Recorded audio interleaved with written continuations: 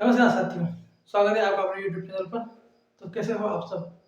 आशा करता हूँ अच्छे होंगे, मस्त होंगे और अपनी पढ़ाई में व्यस्त होंगे। तो कल तक अपनी जो क्लास थी उसमें अपन जालोर के चौहानों को कंप्लीट कर चुके थे और आज जो अगली जो क्लास है इसमें अपन करेंगे हाड़ौती के चौहानों को। तो अब तक अपन 11 क्लासें कंप्लीट कर चुके हैं और आज अपनी जो 12 क्लास है, किसी ने अगर क्लास में ना देखी हो तो प्लेलिस्ट बनी हुई है जो पशुपति जी बन रहा है और पशुपति जो पढ़ना चाहता है वो पशुपति की प्लेलिस्ट देख ले। बाकी सेकंड ग्रेड की, पटवारी की और सबकी अलग अलग प्लेलिस्ट बनी हुई है। तो ज़्यादा देर ना करते हुए करते हैं शुरू। तो बात करेंगे आज अपन हाड़ौती के चौहानों की। तो हाड़ौती के चौहानों में सबसे पहले अपन नाडोल के चौहानों को देखेंगे। नाडोल के चौहानों में इसके बाद अपन हाड़ौती में एक तो कोटा की बात करेंगे और एक बूंदी की बात करेंगे। तो अगर देखा जाए तो जो हाड़ौती के चौहान है इसमें अगर नाडोल का संस्थापक देखा जाए हाड़ौती के चौहान, तो सबसे पहले तो देखते हैं नाडोल के चौहानों को। कहाँ के? नाडोल के चौहान। तो अगर इसका वंश का संस्थापक देखा जाए, नाडोल के वंश का संस्थापक देखा जाए तो वो था लक्ष्मण। कौन था? लक्ष्मण सिंह। इसको प्रेम से लाखन जी कहते हैं, लाखन जी। एग्जाम में लाखन जी के नाम से भी पूछा जा सकता है। तो वंश का संस्थापक लक्ष्मण सिंह था, इसको प्यार से लाखन जी भी कहा जाता है। नाडोल के चौहान देखा जाए तो लक्ष्मण सिंह चौहान का शाकंभरी का लक्ष्मण सिंह चौहान शाकंभरी के वास वाघपति राज सेकंड का पुत्र था। मतलब इसके पिताजी कौन थे? वाघपति राज सेकंड। लक्ष्मण सिंह के पिताजी का नाम वाघपति राज सेकंड था। इसने नाडोल में नाडोल को लक्ष्मण चौहान ने नाडोल को चावड़ा राजपूतों से जीता था। किसे जीता था? चावड़ा जो राजपूत थे उनसे लक्ष्मण चौहान ने नाडोल को जीता था। नाडोल में आशापुरा माता का मंदिर बनाया। नाडोल में आशापुरा माता का मंदिर बनाया और किसने बनाया? ये लक्ष्मण सिंह ने। किसने बनाया? लक्ष्मण सिंह, लाखन जी ने।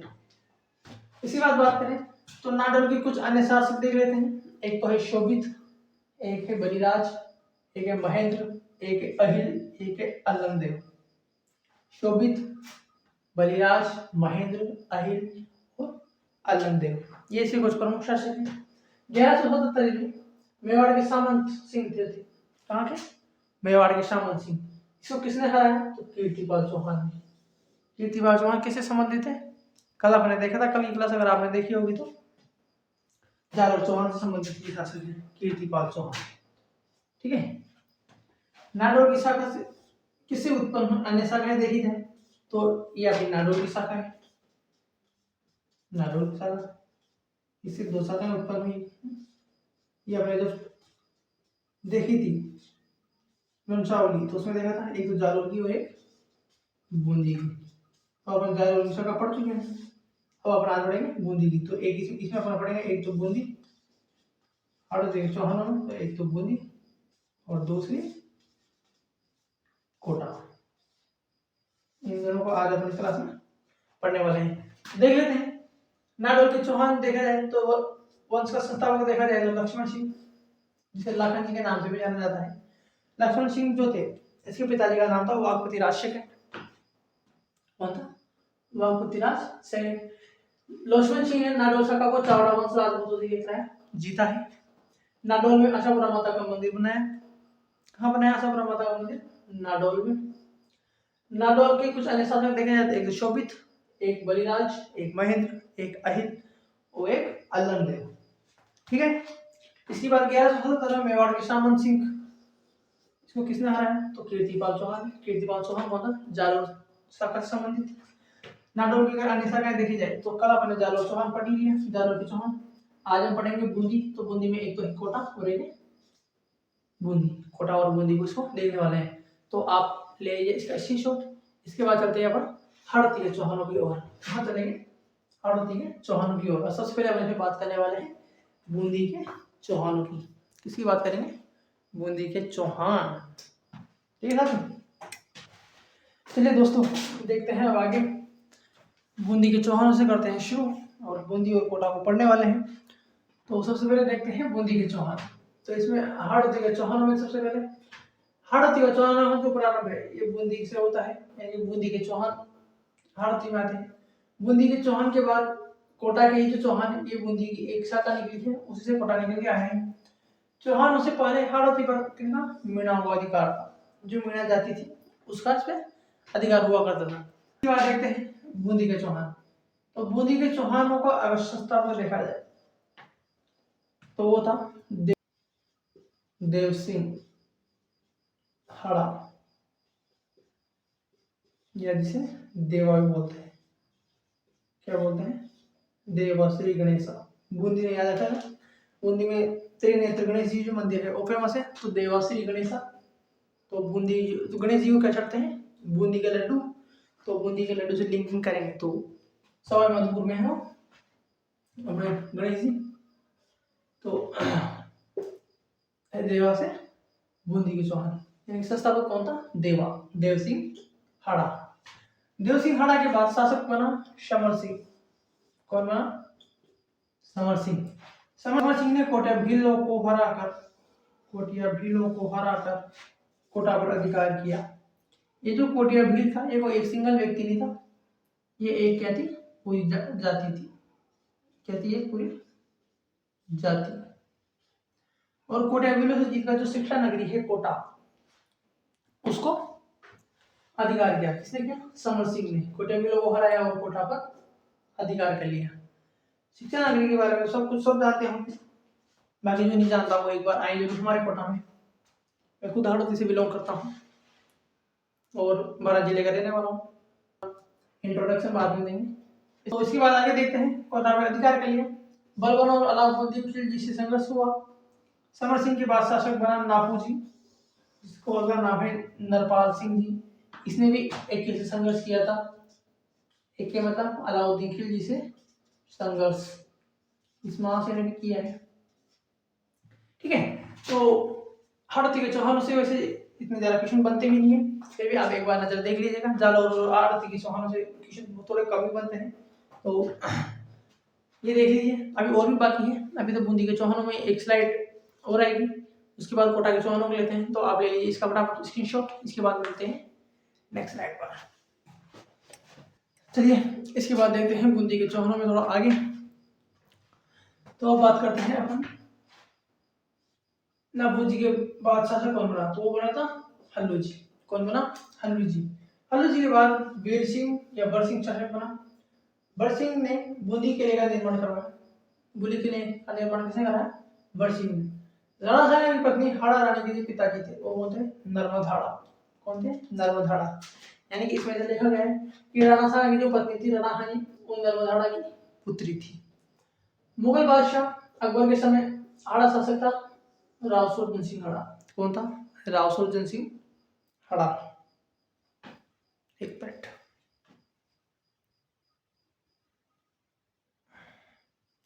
राव सुरजन सिंह हड़ा मत है किस नीचे हो यार।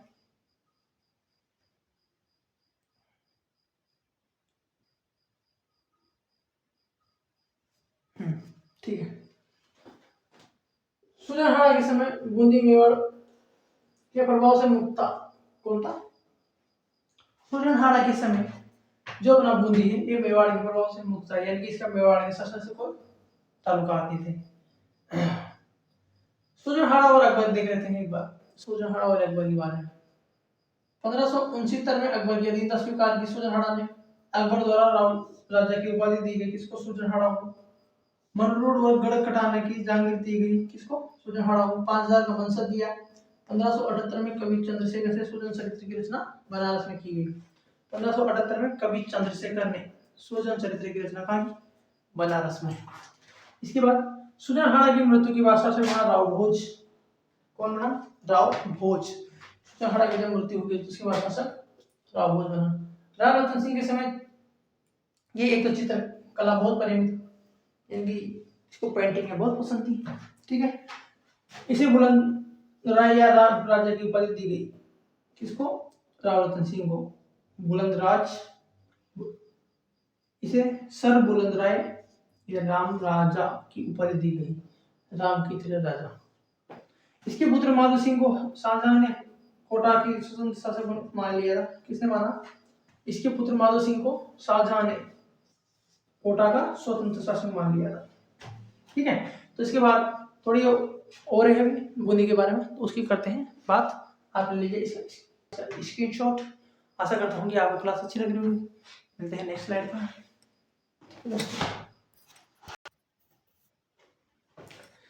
चलिए दोस्तों, देख लेते हैं बूंदी के चौहानों को लास्ट स्लाइड। इसके बाद शुरू करेंगे अपन कोटा के चौहानों को।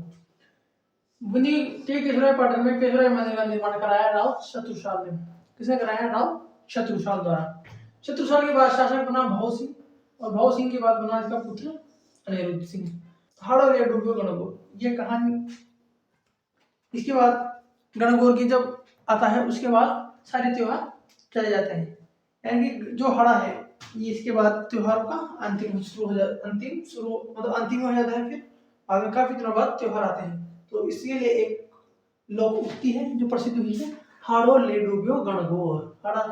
हड़ा जो अनिरुद्ध था, ये डूबियो गणगौर उसके लिए प्रसिद्ध है। ऐसा हुआ था कि जो अनिरुद्ध है, राव अनिरुद्ध, इसके पुत्र जोध सिंह का जैसा झील निर्माण कराया था। किसने कराया था? जोध सिंह ने बनाया था जैसागर झील।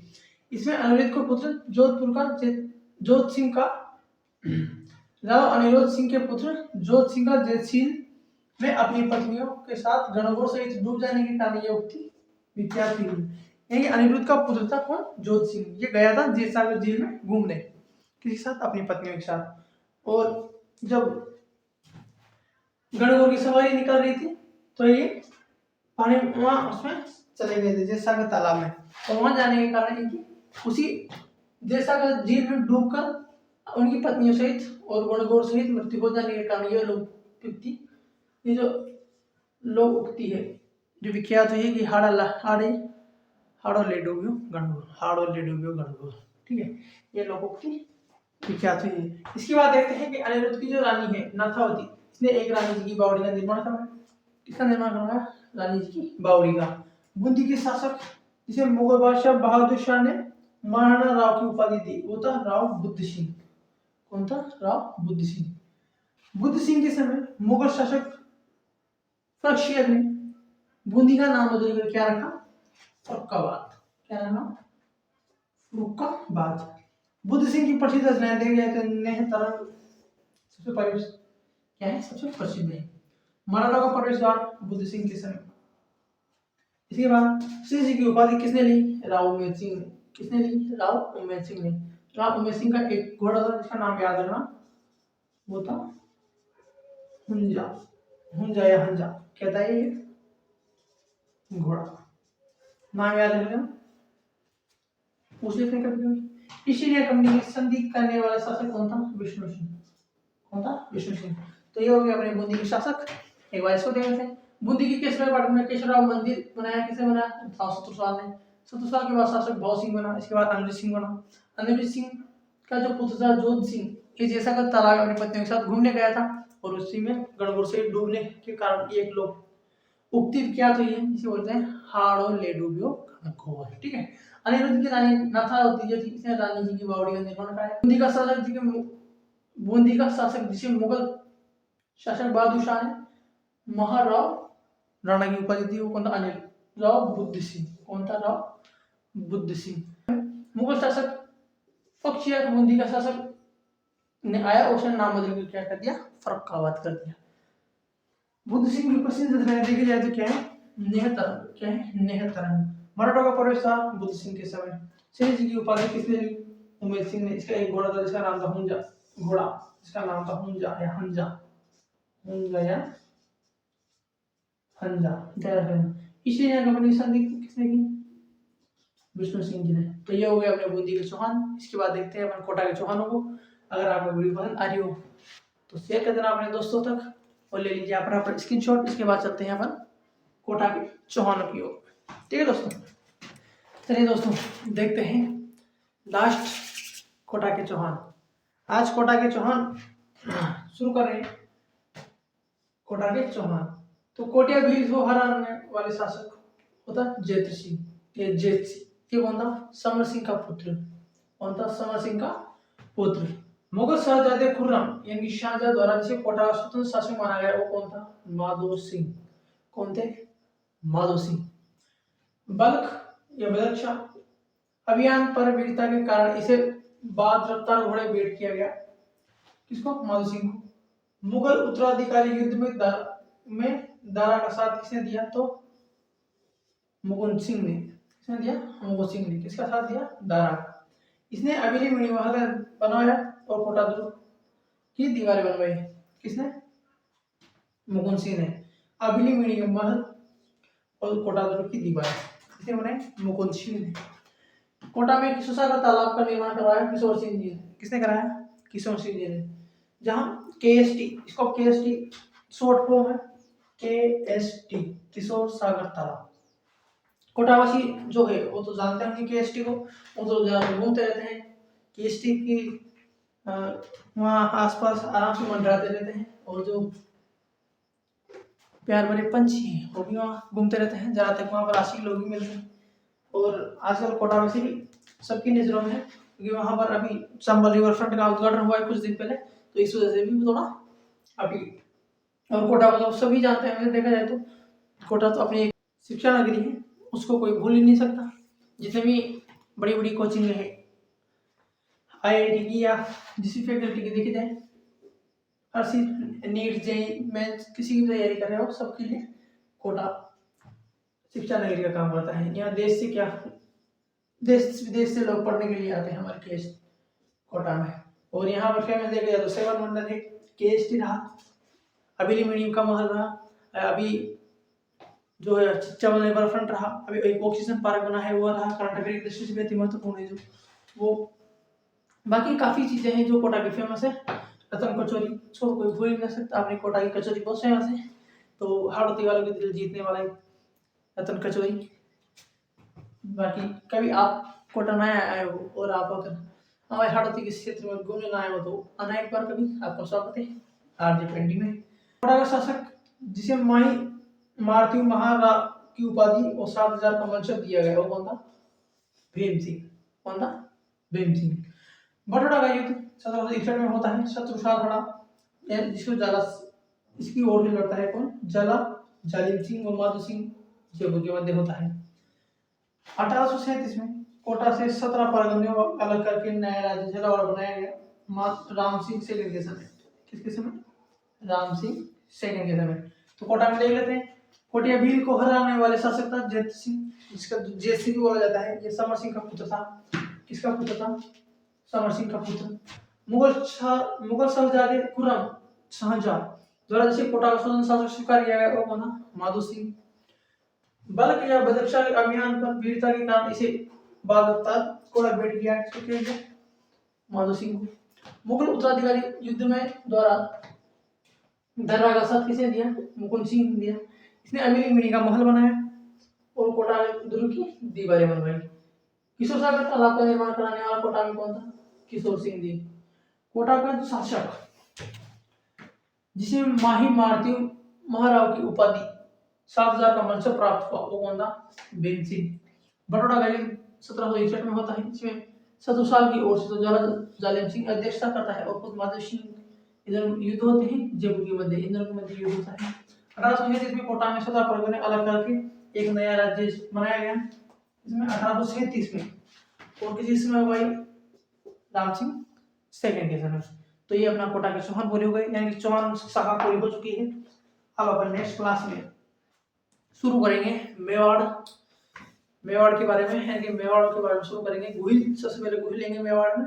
तो आज की क्लास आपको कैसी लगी, और अब तक की जिसने क्लासें ना देखी हो प्लेलिस्ट बनी हुई है, पशु परिचय के लिए अपना बीच चल ही रहा है, इसे सभी एग्जामों के लिए है। बेसिक्स क्लियर करते हुए अपना वे रॉकेट की तरफ बढ़ता जा रहा है, बच्चे भी जुड़ते जा रहे हैं और जल्दी ही अपना 1,000 सब्सक्राइबर कंप्लीट होने वाले हैं। तो अपने दोस्तों तक जरूर शेयर करें, like comment share and subscribe.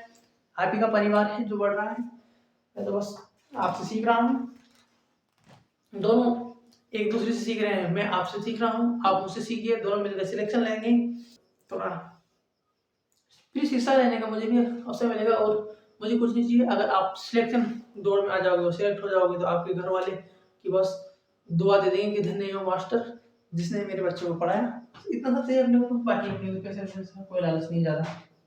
अब तो एकदम फ्री काम करने वाले हैं। अभी मेरे पास भी थोड़ा अभाव है हर चीज़ का, तो बाकी आप सब कोई नहीं पढ़ोगे तो बोर्ड भी बड़ा ले लेंगे और सारी सुविधाएं देने की कोशिश करूँगा। ठीक है, तो मिलते हैं नेक्स्ट वीडियो में, उसमें करेंगे अपन मेवाड़ की बात। और आप सभी को हड़ौती की धरती से राम राम, जय हिंद साथियों।